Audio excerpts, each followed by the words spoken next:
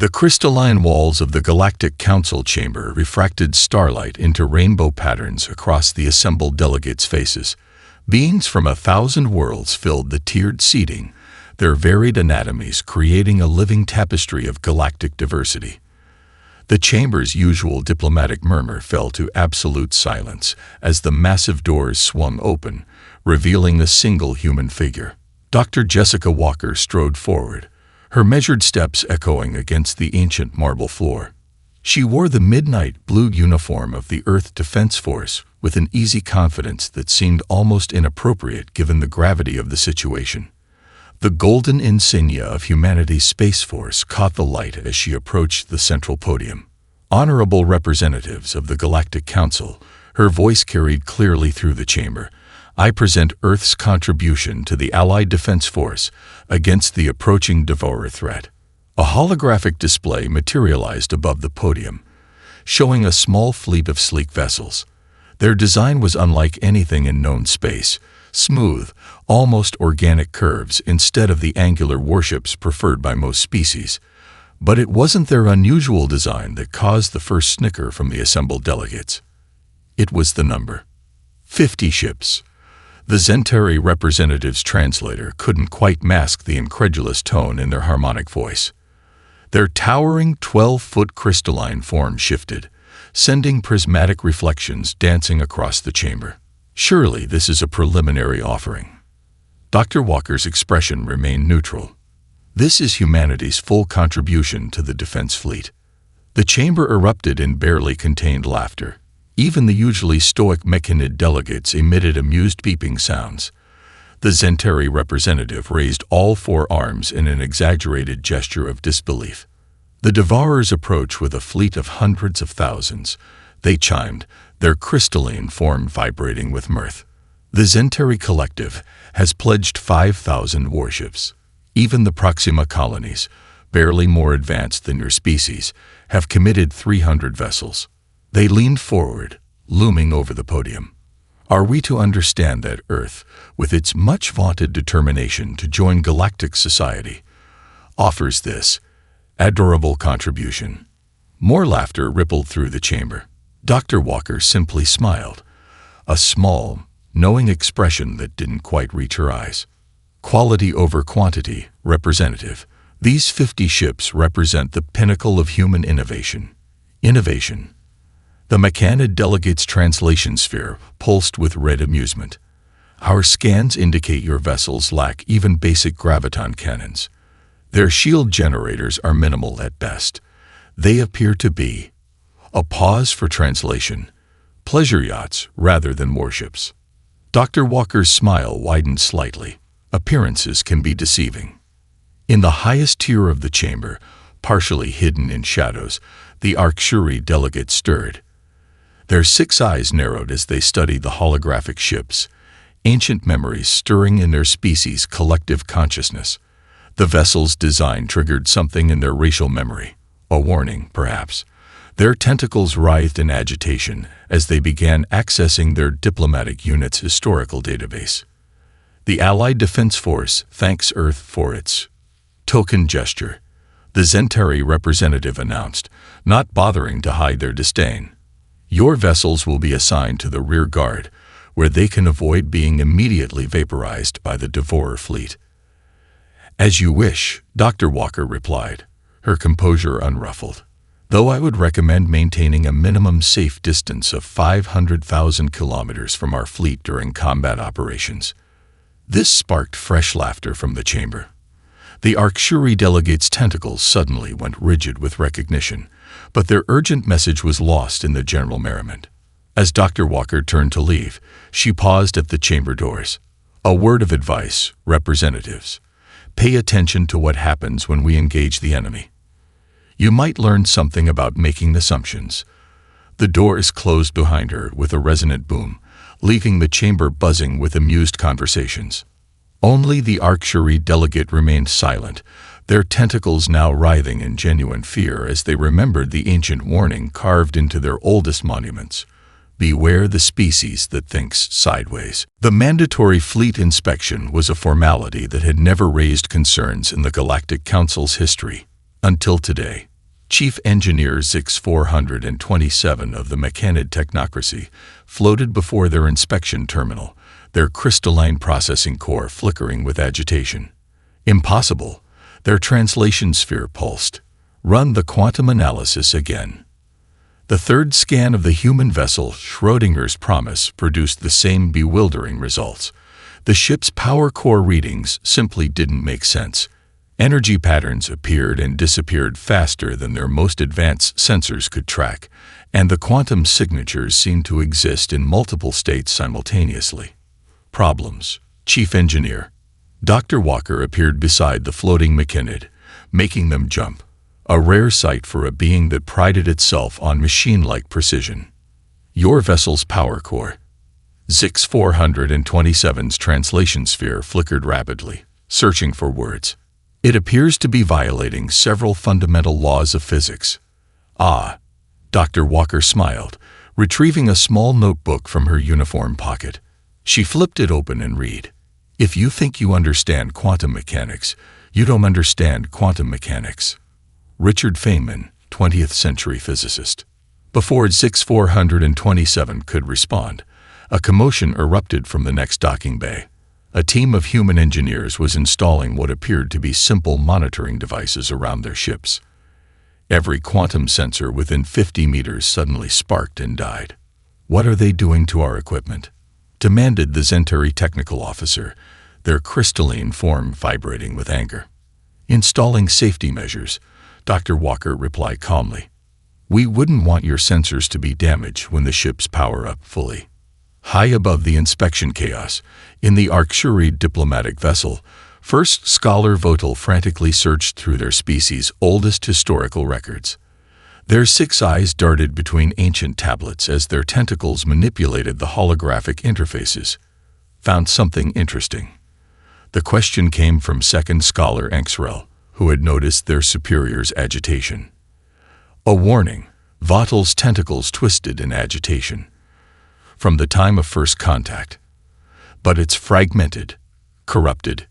Down in the docking bay, more alien engineers gathered around the human ships. The vessel's smooth hulls seemed to shimmer slightly, as if they weren't quite solid. When surgical scanners were brought in to analyze the hull composition, they returned contradictory results, sometimes reading as standard titanium alloy, other times as exotic materials unknown to galactic science. Dr. Walker. The Zentari technical officer's voice carried a note of frustration. Your vessels appear to be causing widespread equipment malfunctions. If you cannot maintain stable quantum fields. Oh, the fields are perfectly stable. Walker interrupted, checking readings on her wrist device. Your equipment just isn't designed to process what it's seeing. Think of it as trying to measure a 4-dimensional object with 3-dimensional tools. In the Arcturine vessel, Votel's search became more desperate. Fragment after fragment of ancient text appeared on their screens, broke the walls of reality, disappeared from existence itself. Weapons that unmade space. A sudden alarm blared through the inspection bay. One of the human ships had powered up its core for a routine test, and every quantum-based device within a kilometer had either shut down or started displaying impossible readings. Several Mechanid engineers went into temporary shutdown from the logical contradictions their sensors were reporting. Dr. Walker's voice cut through the chaos. I recommend everyone maintain that minimum safe distance I mentioned in the council chamber. We wouldn't want anyone's equipment to be permanently affected when we perform our actual combat maneuvers. The Zentari technical officer's crystalline form vibrated with barely contained rage. You expect us to believe these glorified transport ships pose any threat to the Devourer fleet when they can barely maintain quantum stability. Walker's reply was cut off by a priority message that echoed through the bay. All ships, battle stations, long-range sensors detect Devourer fleet emerging from subspace. Time to arrival. 6 hours. As the inspection bay erupted into frantic activity, Votel finally found the complete warning they'd been searching for. Their tentacles went rigid as they read the ancient text. Beware the apes who learn to fold existence. They do not think as we think. They do not fight as we fight. Where they pass, Reality itself yields to their will. The warning was dated from humanity's first contact with alien life, 3,000 years before Earth officially joined galactic society. The Devourer fleet burst through subspace like a tidal wave of living metal, their biomechanical ships moving with the unified purpose of a single organism. Long-range scans showed 100,000 vessels, each one bristling with weapons that seemed to grow and pulse like cancerous growths. In the Allied Defense Force Command Center, floating high above the staging area, the tactical display painted a grim picture. The Devourer's perfect formation stretched across three-dimensional space like a massive arrow, aimed directly at the heart of civilized space. All ships, battle stations, Admiral Kvex of the Zentari Collective announced, their crystalline form gleaming under the emergency lights. Form up according to tactical pattern Sigma 7. As the massive Allied fleet began their deployment, Dr. Walker stood calmly at her designated station, watching the elaborate dance of ships. The Zentari dreadnoughts, each the size of a small moon, moved to the front. The Mechanids' precision-engineered battlecruisers formed the flanks. Even the modest Proximant ships took up defensive positions around crucial strategic points. Earth vessels, Admiral Kvex's tone carried barely concealed disdain. You are assigned to guard Sector 7. A holographic map highlighted their designated position, an empty sector of space far from any strategically valuable location. Dr. Walker's lips curved into a slight smile. Request permission to maintain our recommended safe distance of 500,000 kilometers from Allied ships, she said, inputting coordinates into her console. The command center erupted in poorly concealed laughter. Admiral Kvex's crystalline form vibrated with amusement. Granted, we wouldn't want your innovative ships to accidentally disturb our real combat vessels. In the Arcturi diplomatic vessel, now converted to a medical support ship, First Scholar Votal watched the tactical display with mounting horror. Their research had revealed more fragments of the ancient warnings. They broke space itself, turned entropy against their enemies, made reality scream. Admiral, Votal's tentacles writhed as they activated the command channel. I must warn you about the human. Their transmission was cut short as the Devourer fleet launched their first attack. Thousands of biomechanical missiles, each containing a fragment of the hive mind, streaked across space. Where they impacted shields, they began devouring the energy fields themselves. Shields failing across multiple sectors. A Mechanid tactical officer reported, their translation sphere pulsing red with alarm. The Devourers have adapted to our defensive frequencies. The initial casualties were staggering.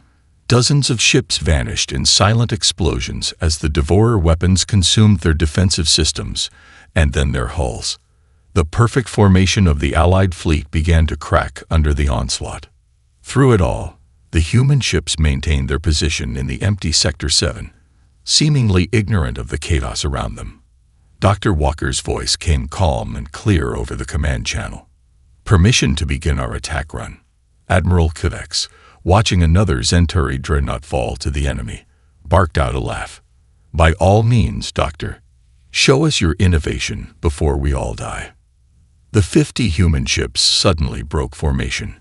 Instead of retreating, they accelerated directly toward the densest concentration of Devourer vessels. Their movement patterns seemed random at first, until a Mechanid analyst noticed something strange. They're forming a geometric pattern, the analyst reported. A perfect dodecahedron, but that's impossible. The formation exists in more dimensions than we can detect. Votal finally managed to restore their transmission. Admiral, you must order all ships to maintain that safety distance they requested. The ancient texts speak of humans wielding weapons that. The scholar's warning was drowned out by startled exclamations as every quantum sensor in the fleets simultaneously began registering impossible readings. The human ship's power cores were showing energy levels that shouldn't exist in normal space. Dr. Walker's final transmission before activation came through with perfect clarity. Reality is merely an opinion. Time to change the conversation. The last thing Admiral Kvex saw before everything changed was the human ships beginning to glow with an energy that hurt to look at, not because it was bright, but because it seemed to bend the very fabric of space around it. Then, for a brief moment that would be remembered for centuries, a sphere of space larger than Earth's moon simply ceased to exist. Space has no sound, but every sensor in the Allied fleet registered the impossible silence that followed. Where 40,000 Devourer ships had been, there was now nothing. Not debris, not radiation, not even the quantum echoes that follow a massive explosion. Just empty space that seemed somehow wronger than the void around it. In the command center, Admiral Kvex's crystalline form had lost all color, becoming transparent with shock. The tactical display struggled to make sense of what had just happened, showing error messages in a dozen languages. "Report," the Admiral managed, their voice barely a whisper. What did they just do? The Mechanid analysts worked furiously, their processing cores glowing white-hot with effort. "Unknown, Admiral. According to our sensors, that section of space simply stopped existing for 3.27 seconds. When it returned, the Devourer ships were elsewhere." Through the stunned silence, Dr. Walker's voice came through clear and professional. "Reality edit successful. Moving to position for second deployment. Still maintaining recommended safety distance from Allied vessels." The human ships were already in motion, their formation shifting like a geometric dance as they approached another concentration of enemy vessels. The remaining Devourers, for the first time in known history, showed signs of confusion. Their perfect hive-mind coordination faltered as they tried to process the loss of 40,000 simultaneous connections. Impossible, as Zentari scientists declared, running calculations frantically. The energy required to do whatever they just did, it would exceed the total output of a medium-sized star. First Scholar Votel finally managed to translate the last section of the ancient warning tablets. Their tentacles moved with religious terror as they read. They learned to fold space not through technology alone, but by understanding a fundamental truth. Reality is consensual. They simply opted out of the consensus. In the command center, the tactical display showed the human ships forming a new pattern. This time, the Devourer fleet reacted, launching a massive barrage of biomechanical weapons toward the Earth vessels. Dr. Walker.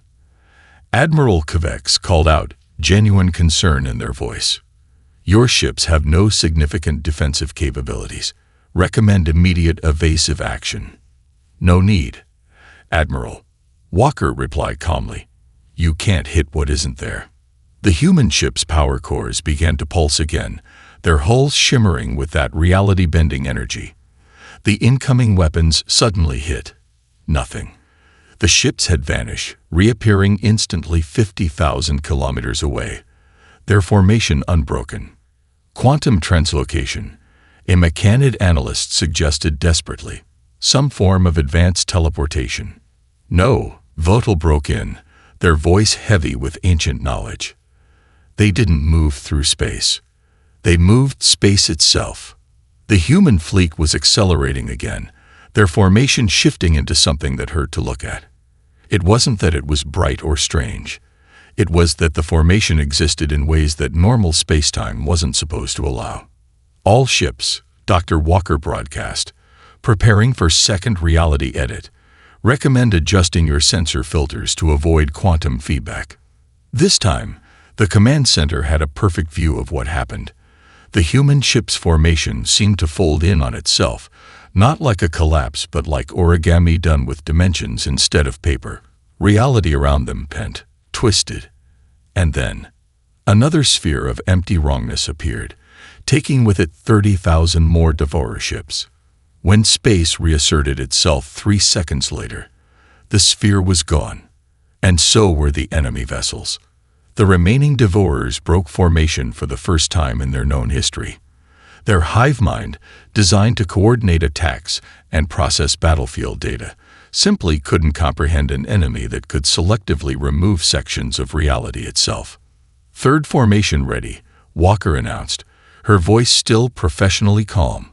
"Admiral, if you could have your forces prepare to engage the scattered enemy ships. They're about to lose their coordinated defense capabilities." Admiral Kvex, their crystalline form still transparent with shock, could only nod.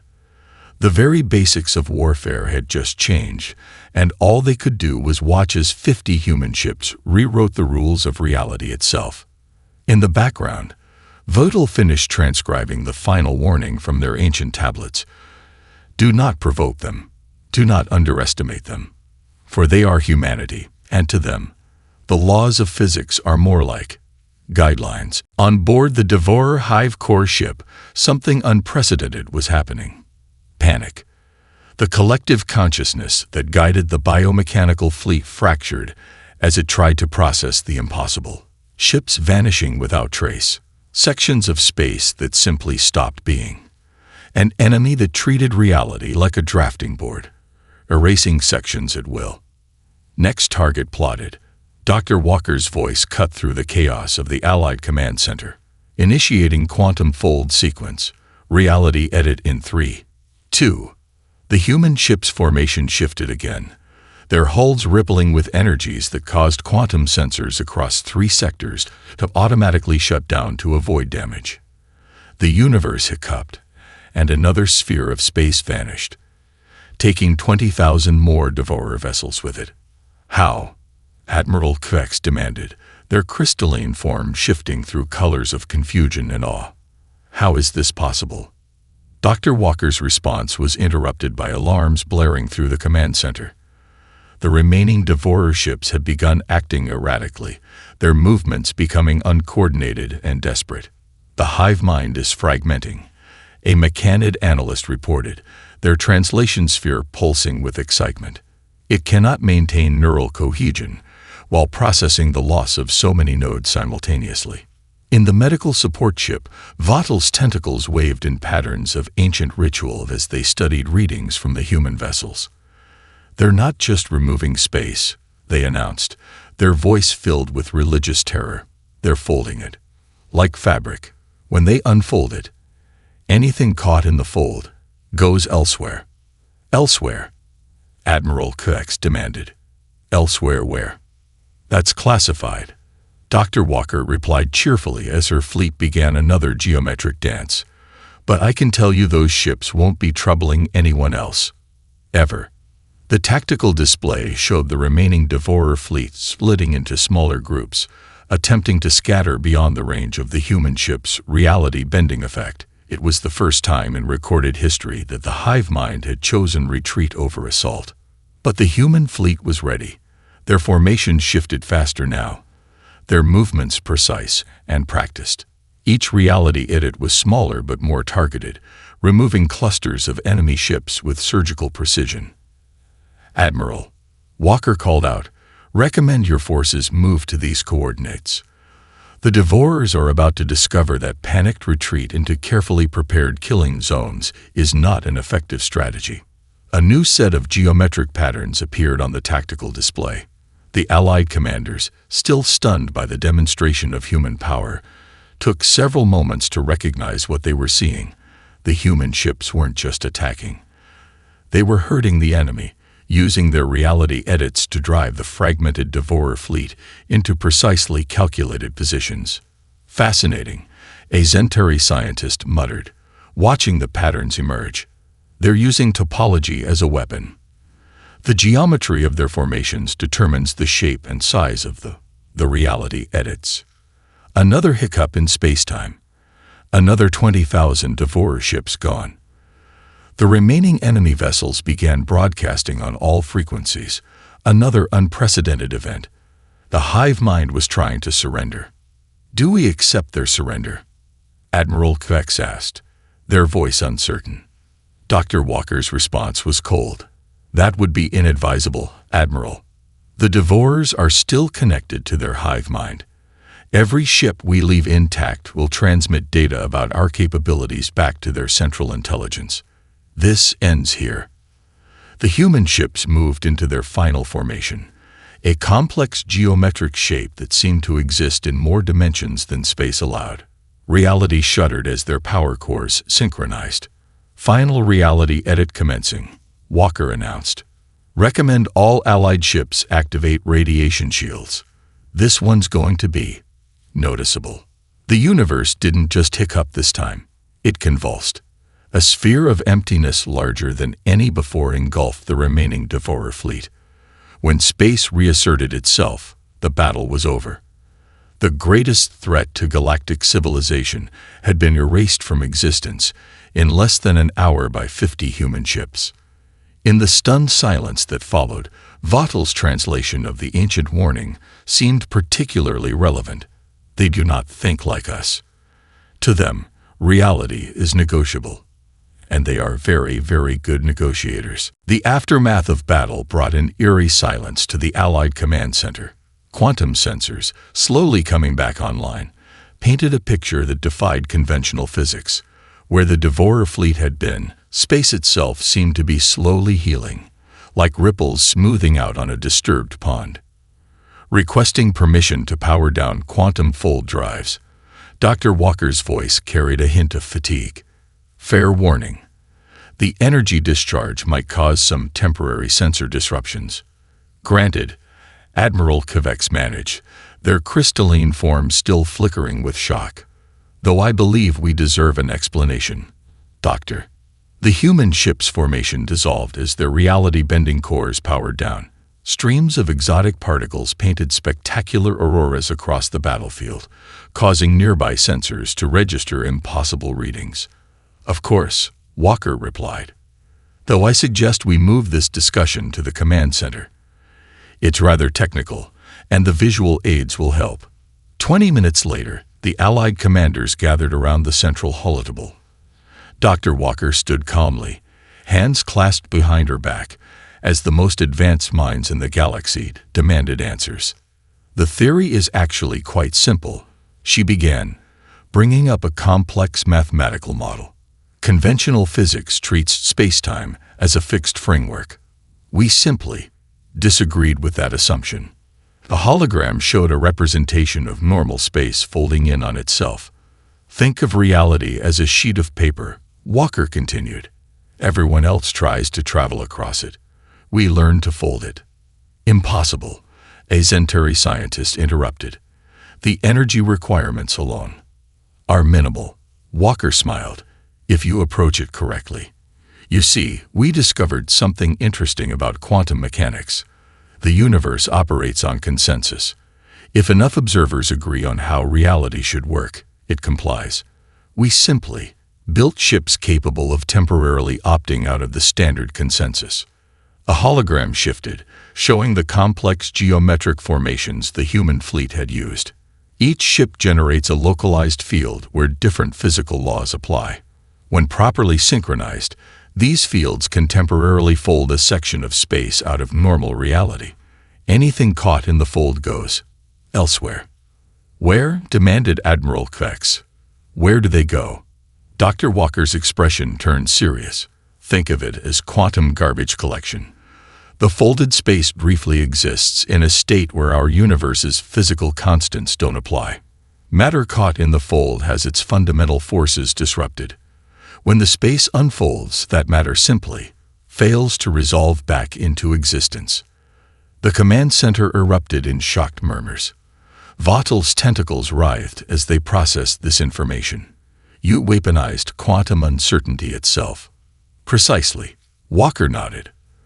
Though we prefer to think of it as selective reality editing, the difficult part wasn't the theory. It was building ships that could survive generating the effect. She brought up schematics of the human vessels, the strange readings your sensors detected. Those were quantum stabilization fields. Without them, our ships would have edited themselves out of existence along with their targets. Why only 50 ships? A mechanid analyst asked, their translation sphere pulsing with curiosity. Each ship requires a crew with specific genetic markers, Walker explained. People whose brains can process the cognitive dissonance of existing in multiple quantum states. Too few have the capability. We're working on improving the selection criteria. Admiral Kvex's form had finally regained its normal coloration. And you kept this capability secret because, Admiral, Walker's smile turned predatory the moment we demonstrated it. Every advanced species in the galaxy would either try to steal it or destroy it. We needed a threat big enough to justify revealing our true capabilities. The Devourers provided that opportunity. The implications hung heavy in the air. Humanity hadn't just developed a new weapon. They'd fundamentally changed the nature of space warfare. Every military strategist in the room was already calculating how to defend against ships that could simply remove sections of space-time from existence. "Don't worry," Walker added, noting their concern. "We're willing to share some of our defensive technologies. After all, we're all allies here." Her smile widened slightly. "Though I suggest taking our future recommendations about safe distances very seriously." In the back of the room, Vatal added a new line to their historical record. Humanity's greatest weapon was not their technology, but their ability to think in ways that made the impossible merely improbable, and then doing it anyway. The days following the battle brought chaos to the Galactic Council. Emergency sessions ran continuously as species after species demanded information about humanity's reality editing technology. Through it all, Dr. Walker and her fleet maintained their position in high orbit, a quiet reminder of Earth's new status in galactic politics. The Mechanid technocracy offers full trading rights and quantum computational access in exchange for reality editing technology, announced one delegate, their translation sphere pulsing eagerly. The Zentari Collective will provide unlimited crystalline resource rights. Another chimed in, their form shimmering with barely contained excitement. Dr. Walker stood at the podium, exactly where she had presented humanity's token fleet days before. The same chamber that had once echoed with mockery now hung on her every word. "Earth appreciates your generous offers," she began, her voice carrying the same calm confidence as before. "However, we're not currently planning to share our quantum fold technology." She paused, letting the disappointed murmurs wash over her. "Instead, we're proposing something more valuable. A defensive alliance." The holographic display activated, showing a new ship design. "We call it the Reality Lock System. While it can't prevent our quantum folding technique, it can detect the energy signature before a fold begins and provide approximately 30 seconds of warning." The chamber erupted in excited discussion. Even 30 seconds of warning could mean the difference between survival and having your fleet edited out of existence. In the highest tier, Vatal observed with all 6 eyes. Their research had uncovered more historical records, evidence that humanity had been experimenting with reality manipulation far longer than anyone suspected. The ancient warnings weren't predictions, they were observations. "There is, of course, a cost," Walker continued, silencing the chamber. "Earth will require unrestricted access to all known space lanes and full voting rights in the Galactic Council." "Outrageous," a Zentari delegate protested. "Your species has barely achieved interstellar travel." Walker's smile was razor-sharp. "Perhaps a demonstration would help clarify our position." She lifted her wrist communicator. "Fleet Command, prepare for Reality Edit Test Alpha 7. The chamber's quantum sensors immediately began screaming warnings. Even at this distance, the human fleet's power-up sequence set off every alarm in the building. "No." The word burst from multiple delegates simultaneously. That won't be necessary." "I thought not." Walker powered down her communicator. "Now about those trade agreements." Meanwhile, in orbit, the human fleet was receiving visitors.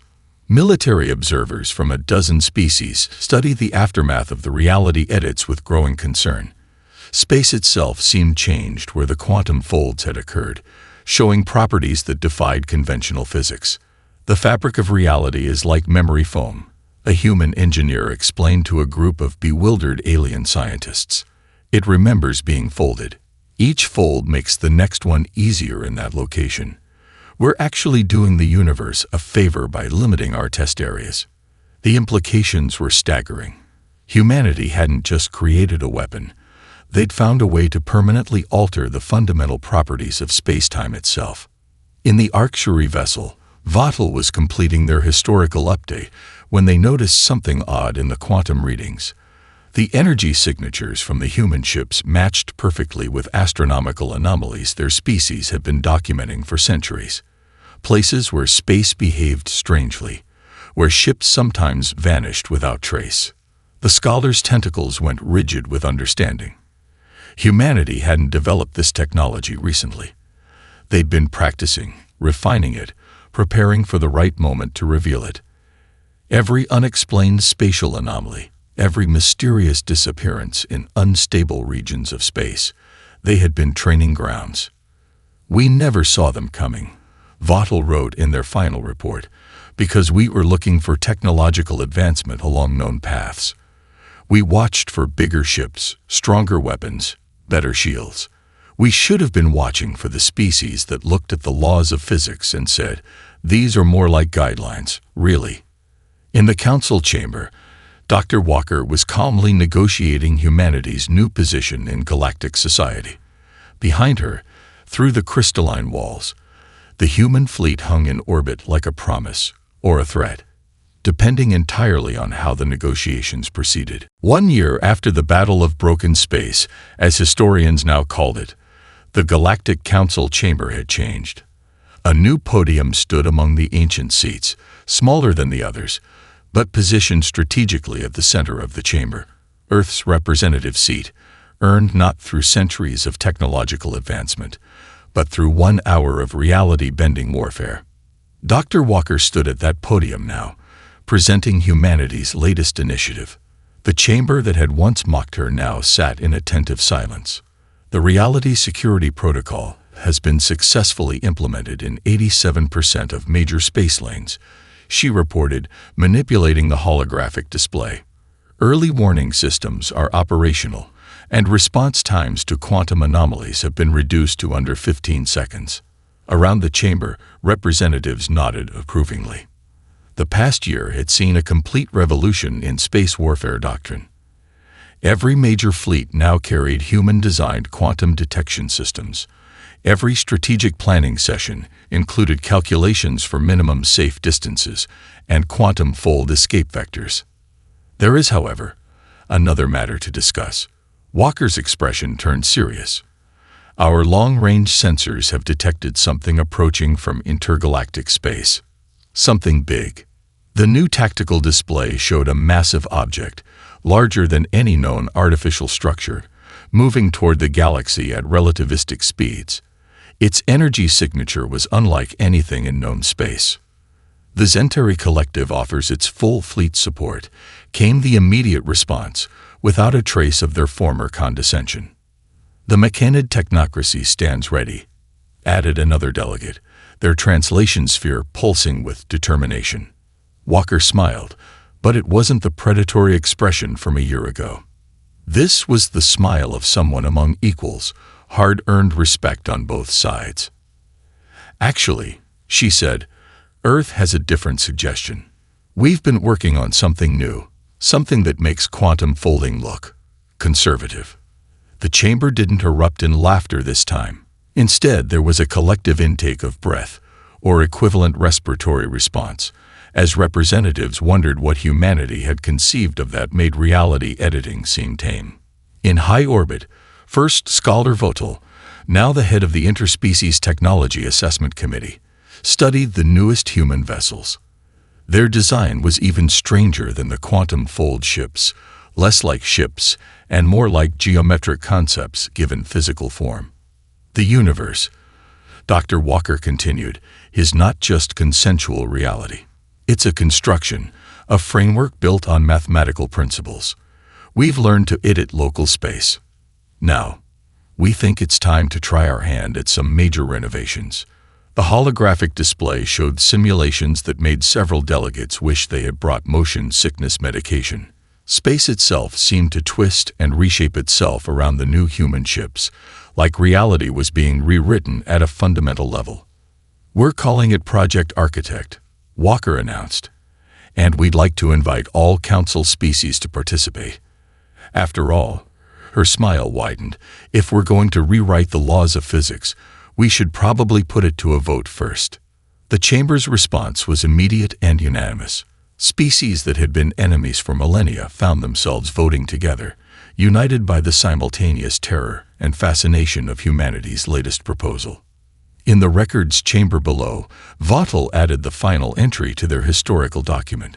1 Earth year ago, we learned that humanity could edit reality. Today, we learned they consider that to be a rough draft. The species that we once laughed at has become our guide into realms of science we never imagined possible. Not because they were smarter or more advanced, but because they simply never accepted that anything was impossible. As the council session ended, Dr. Walker's final words echoed through the chamber. Reality is not a constraint, it's a canvas. And humanity has always been fond of painting outside the lines. Above the chamber, 50 quantum fold ships maintained their vigilant orbit, a reminder of the day humanity revealed their true nature to the galaxy. But they were no longer viewed with fear or resentment. Instead, they had become symbols of a simple truth. In a universe of infinite possibilities, the most dangerous species wasn't the strongest or the most advanced. It was the one that looked at the fundamental laws of reality and said, let's try something new.